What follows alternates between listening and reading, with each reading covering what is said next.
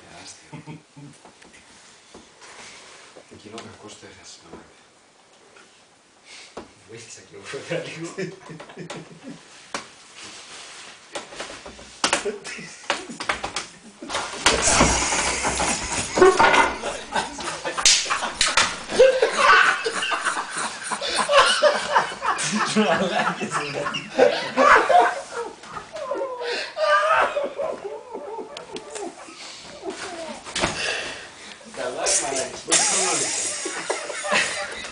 Τι έγινε το σπίτι της Μπάμπο, ρε?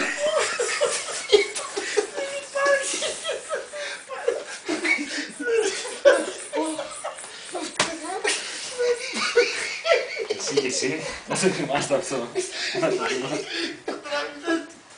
Εννοείται, ρε μαλάκα.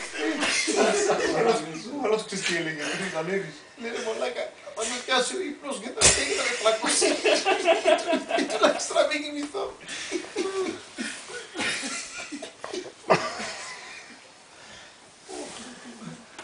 Τα ξύλα που είναι τώρα, μαλάκα. Εντάξει, ρε μαλάκα. Θα κοιμηθώ δίπλα.